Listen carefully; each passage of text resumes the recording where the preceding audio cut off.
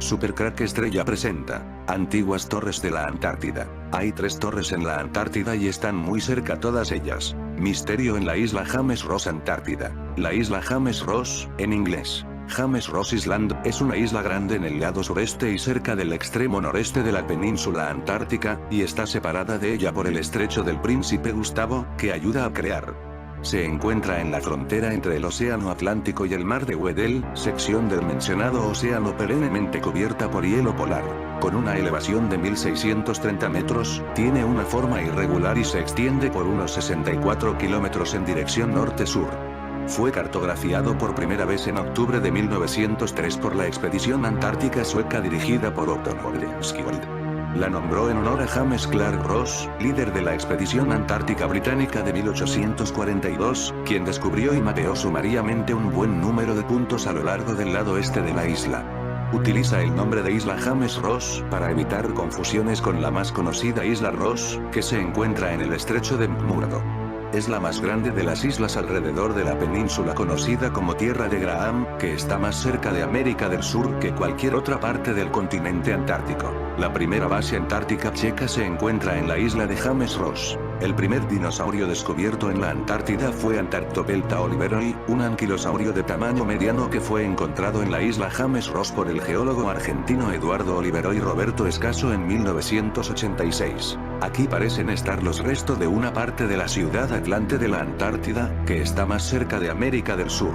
Mucho antes, mientras diseccionaban ejemplos de centros de hielo de la isla James Ross en la Antártida, los investigadores Joan Connell, Nathan Chelman y Robert Mulvaney encontraron algo sorprendente: una generosa expansión de los niveles de residuos que comenzó alrededor del año 1300 y continuó hasta la actualidad.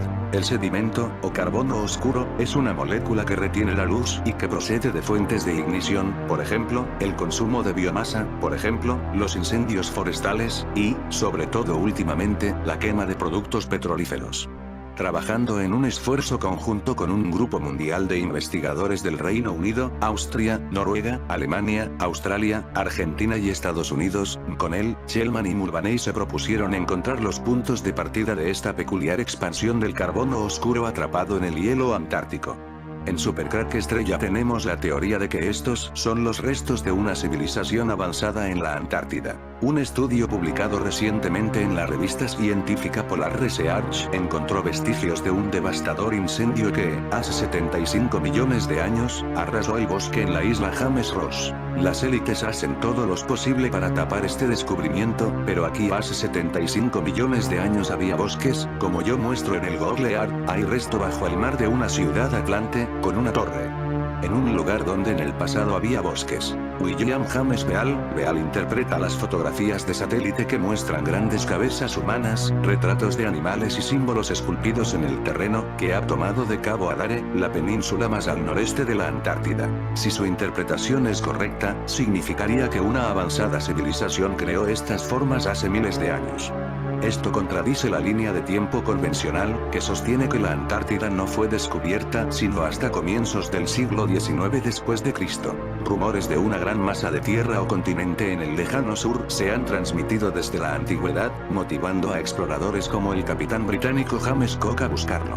Pero la historia tradicional no incluye ninguna referencia de alguna civilización avanzada que haya llegado a la Antártida y creado tales esculturas antes de la época moderna. Similares afirmaciones previas han sido realizadas por aquellos que ven figuras aparentemente hechas por el hombre en diferentes regiones del mundo, incluso en la superficie de Marte. A menudo tales afirmaciones son descartadas por los escépticos como formaciones naturales y como resultado de la pareidolia, que es la tendencia a ver patrones en la aleatoriedad, como cuando ves nubes que parecen animales. En respuesta a esta sugerencia, Beall dijo por correo electrónico que había investigado imágenes satelitales y material encontrado en las rocas durante casi 40 años y desarrolló estrictos criterios para eliminar las acusaciones frecuentes de pareidolia. Invita a otros científicos a explorar más a fondo y confirmar los indicios que ha detectado vía satélite. Si en realidad se trata de esculturas de hace miles de años, se han erosionado considerablemente. Las imágenes también se toman desde el espacio, por lo que se necesitan más investigaciones para confirmar las imágenes poco claras. Pero Beall cree que es posible que hace unos 6000 años, la antigua cultura sumeria ubicada en el moderno Irak se haya ubicado en este lugar. Esta cultura fue una de las más avanzadas de su tiempo. Un lingüista está de acuerdo con Beal en su interpretación de los símbolos como una antigua escritura sumeria. Los símbolos que Beal eligió de las imágenes se parecen al alfabeto sumerio. El Dr. Clive Winters está de acuerdo con Beal. El Dr. Winters tiene una maestría en lingüística y antropología de la Universidad de Illinois Urban. En una carta de Winters a Beal, que Mundooculto.es revisó, escribió: "Las inscripciones parecen ser sumerio lineal". Dijo que los símbolos que aparecen en la cara que se muestra en la figura 2 se refieren a un chamán o oráculo, un hombre poderoso, cuando se lo interpreta con la escritura sumeria. El trabajo anterior del Dr. Winters ha sido controvertido y algunos escépticos han cuestionado sus credenciales como lingüista. Pero el Dr. Winters defiende su trabajo en un artículo de Rational Wiki, describiendo su trayectoria educativa y académica, incluidos los artículos que escribió sobre la historia genética y lingüística de varias civilizaciones que se han publicado en revistas revisadas por pares. Uno de esos artículos fue publicado en la prestigiosa revista científica Actas de la Academia Nacional de Ciencias de Estados Unidos. La región donde se encontraron las esculturas es una ubicación lógica para un antiguo contacto transoceánico con la Antártida, dice Beal. Y afirma que Cabo Adare es un lugar lógico para el antiguo contacto transoceánico con la Antártida, ya que los antiguos exploradores podrían haber saltado la costa a lo largo del litoral oriental de Australia. Desde que el explorador británico James Ross descubrió Cabo Adare en 1841, su ubicación relativamente conveniente lo ha convertido en un importante lugar de aterrizaje para la exploración antártica. También ha identificado esculturas similares en la isla Marambio, llamadas puerta de entrada a la Antártida por los argentinos, que la usan como un punto de aterrizaje en la Antártida. Beal es un investigador independiente que utiliza imágenes de satélite y detección remota para buscar sitios de posible interés arqueológico. Estudió ingeniería en Basingstoke y Southampton Colleges of Technology y arqueología en la Universidad de Southampton en el Reino Unido. Beal diseña vehículos aéreos no tripulados para inspeccionar áreas inaccesibles, se describe a sí mismo como un arqueólogo satelital y afirma que una civilización prehistórica puede haber esculpido lo que parecen ser enormes cabezas humanas, animales y símbolos en la superficie antártica. La Antártida, debido a su ubicación en uno de los polos de la Tierra y a las extremas y gélidas temperaturas que mantienen el 98% de su superficie cubierta permanentemente de hielo, es considerado uno de los lugares menos explorados del planeta. Y también uno de los más misteriosos. Captan misteriosa emisión en la Antártida. Recientemente, un grupo de científicos de la Universidad Estatal de Colorado, Estados Unidos, lograron captar un enigmático sonido emitido en la barrera de hielo de Ross, una superficie glacial de cerca de 800 kilómetros de longitud ubicada en la Antártida, y cuyo nombre se debe al capitán James Clark Ross, que la descubrió en 1841. Los científicos, al acelerar la grabación, se encontraron con una especie de música extraña y constante que, según va avanzando en su metraje, varía de timbre y de tono. Captan misteriosa emisión en la Antártida. La barrera de hielo de Ross en la Antártida, que abarca más de 480.000 kilómetros cuadrados. El singular ruido, provocado aparentemente por los bloques de hielo, sorprendió a moros y cristianos, por lo que no pocos aventuraron que podría tratarse de un sonido producido por el supuesto magnetismo de la zona o incluso por una presencia inominada en el lugar, mientras que otros aseguraron que el sonido fue emitido por supuestos ovnis u otros seres extraterrestres que suelen visitar el continente helado. Captan misteriosa emisión en la Antártida. Sin embargo, algunos especialistas aseguraron que el enigmático sonido era producido por la vibración de la superficie de grandes bloques o barreras de hielo a distintas frecuencias, vibración producida por las fuertes tormentas y vientos que golpean las dunas glaciales o cuando la temperatura del aire varía. Algunos expertos, de hecho, afirmaron que la Antártida, el sexto continente habitado solo por algunas especies autóctonas y por científicos dedicados a la investigación, contenía un gran número de extrañas dunas que, debido a su estructura y al ser barridas por los fuertes vientos helados que pueden alcanzar hasta los 320 km por hora, pueden producir un sonido similar al emitido por una flauta. Diferentes sonidos al pasar por las cavidades, captan misteriosa emisión en la Antártida. La explicación, en todo caso, no convenció a muchos investigadores paranormales, quienes aseguraron que este inquietante sonido no era producido por los glaciares y bloques de hielo sino que por alguna ignota e inquietante presencia. Por lo pronto, algunos científicos aventuraron que este misterio fenómeno sónico ocurrido en la barrera era de hielo de Ross, que fue difundido en un video que se viralizó rápidamente en internet con más de 1 millón de reproducciones, podría anunciar el derretimiento o la formación de grietas en el hielo, en uno de los tantos efectos causados por el calentamiento global. Fueron las antiguas torres de la Antártida, en la isla James Ross, originalmente parte de un sistema energético. La torre de la Antártida en la isla James Ross, se parecen mucho a las que hay en Perú, son casi idénticas a las que fueron las antiguas torres funerarias de Siyustani, Perú. Fueron creadas por los mismos constructores. Siyustani es un cementerio preincaico a orillas del lago Humayo, aproximadamente a 1 hora en automóvil de Puno en Perú, que es una gran ciudad a orillas del lago Titicaca. Las tumbas que se construyen sobre el suelo en estructuras en forma de torre llamadas chulpa, son los vestigios del pueblo Colla, pueblo de habla aymara que fueron conquistados por los incas en el siglo XV. Las estructuras albergaban los restos de grupos familiares completos, aunque probablemente se limitaban a la nobleza. Muchas de las tumbas han sido dinamitadas por ladrones de tumbas, mientras que otras quedaron sin terminar. Lo anterior es la retórica convencional adoptada por los académicos, y es la información que la mayoría de las guías del sitio de Siyustani brindan a los visitantes. Lo que generalmente creen es que las chulpas más pequeñas y crudas fueron creadas primero por el pueblo Colla entre 1200 y 1400 después de Cristo. Y que el Inca, que conquistó la Colla durante el siglo XV, construyó las más grandes y precisas después. Antes de la Colla, la gran civilización Tiwanaku, cuyo nombre es un sitio arqueológico prominente al sur de la costa del lago Titicaca en Bolivia, dominaba en cierta medida el área. Los Colla, o Atún Colla, eran una de las muchas tribus que se habían organizado en comunidades después de que la cultura Tiwanaku se desvaneciera. Junto con el reino de Lupaca, los Colla tenían control sobre más o menos toda la región del lago Titicaca.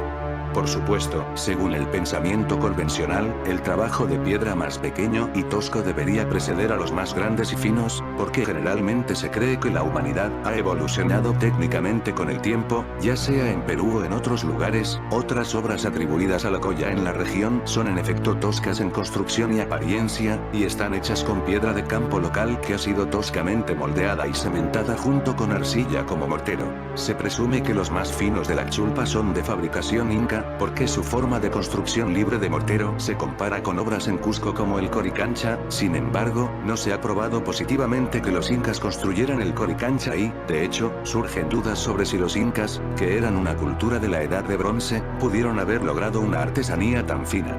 Muchas fuentes creen que el Coricancha, incluidas las primeras crónicas españolas, es el primer edificio construido por los incas. Sin embargo, también es la mejor de sus obras. ¿Cómo es esto posible?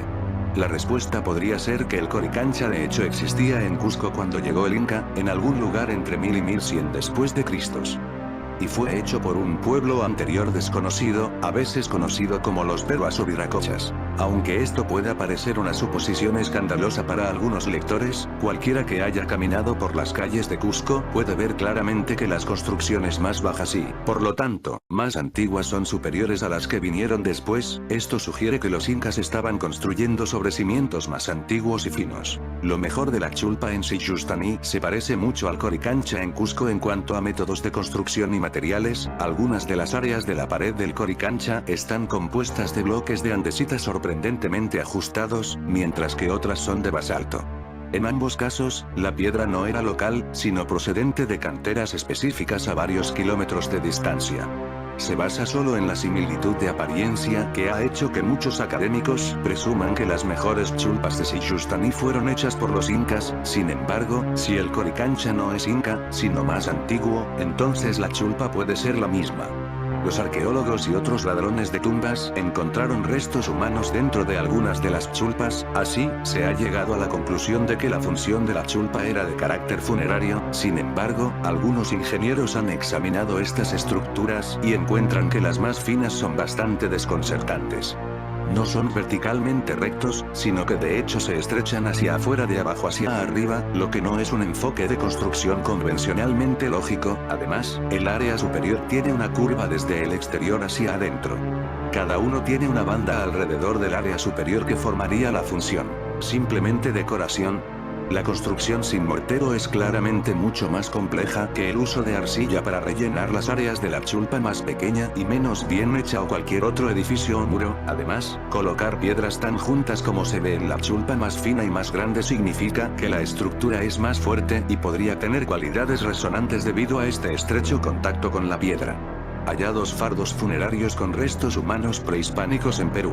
Las muñecas funerarias Chancay. Misteriosas ofrendas de una antigua cultura peruana desaparecida. Descubiertas tumbas de sacerdotes de la serpiente jaguar en Perú, perdidas durante 2700 años. El autor ha estado dentro de una de las chulpas mejor hechas con el ingeniero Christo Perdun, autor de The Giza Power Plant y Lost Technologies of Ancient Egypt, así como con el Dr. Robert Schoch, autor, geólogo, profesor y el hombre que volvió a fechar el Esfinge de Egipto basada en la meteorización del agua. En ambas ocasiones notamos que, al usar una aplicación de teléfono que puede emitir notas musicales específicas, allá hicieron que el interior de la chulpa aparentemente amplificara el sonido, mientras que otras notas no. Lo curioso de esto es que algunas investigaciones en la cámara del rey de la Gran Pirámide de Giza sugieren que está sintonizada con A. Ahora bien, ¿por qué un constructor supuestamente sintonizaría el interior de una estructura de piedra para que resuene en un rango de frecuencia particular?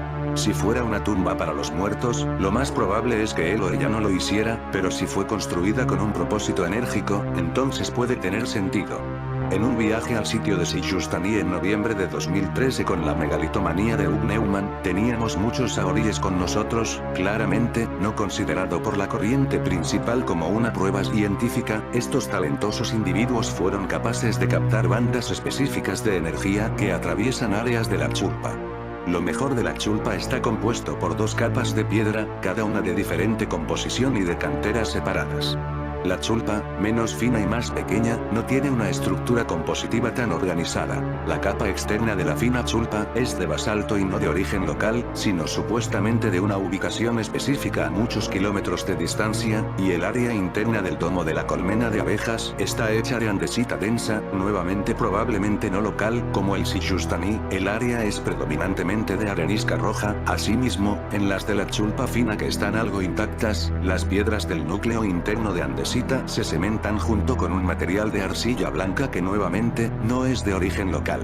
Las chulpas de menor tamaño y calidad inferior están hechas de piedra de campo y pedazos de arenisca roja, basalto y andesita, con material de adobe rojo, que de hecho es el suelo de la zona, utilizado como relleno y aglutinante. Otro aspecto curioso de la chulpa en general es que cada una tiene una pequeña abertura en la base, orientada al este.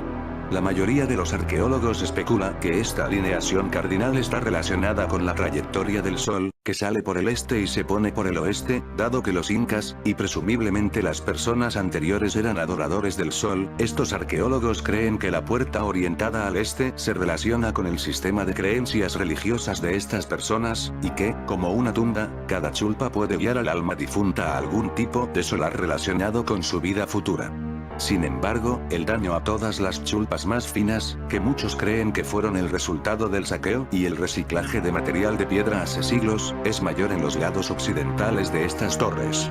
Si es posible que en lugar de ser originalmente tumbas de la nobleza, en realidad fueran estructuras energéticas de algún tipo, algunos ingenieros han especulado que un evento catastrófico antiguo, como una sobrecarga de energía o un terremoto, pudo haber causado el daño original.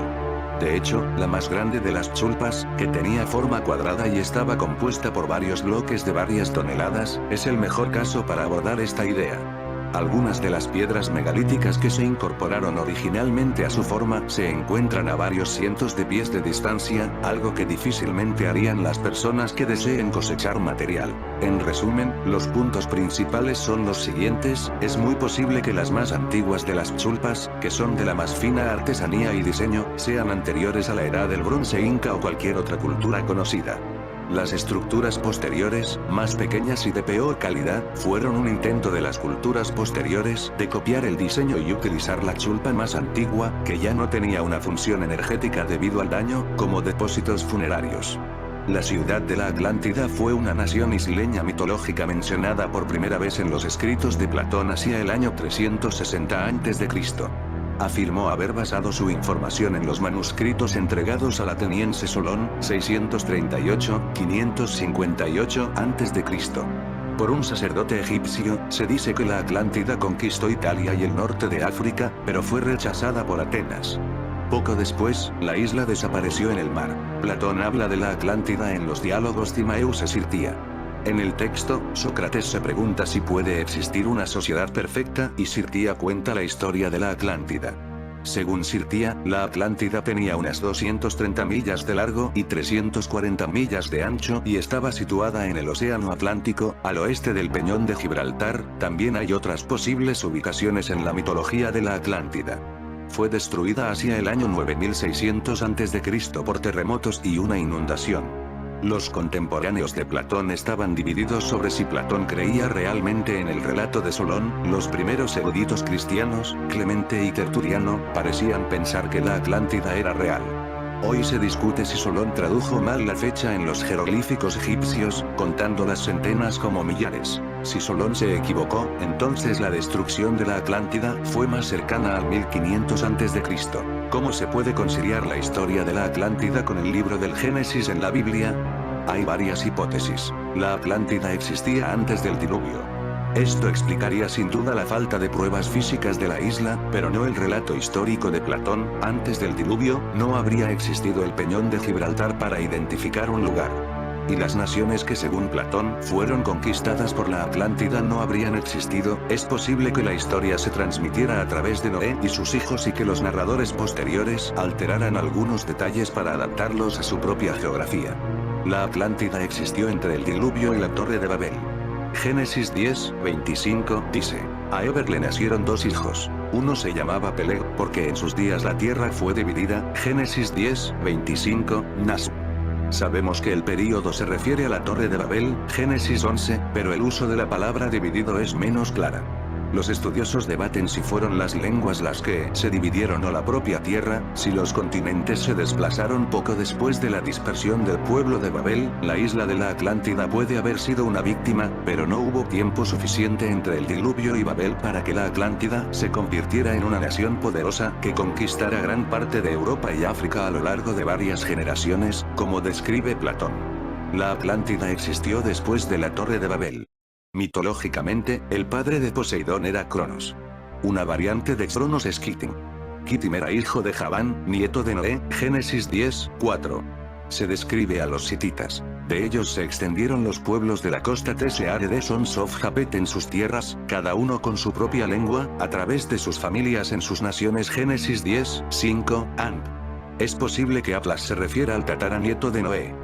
Platón dijo que el reino se transmitió a través de los hijos de Atlas durante muchas generaciones. Es posible que la subida de las aguas del mar al final de la era glacial posterior a la inundación arrastrara el suelo más blando de la isla. Si combinamos la descripción de Platón de que solo quedan los huesos del cuerpo demacrado con la geología actual, es posible que las Islas Canarias, las Azores o la isla de Madeira sean todo lo que queda de la Atlántida. En fin, amigos de Supercrack Estrella, si el video te gustó, pulgar arriba.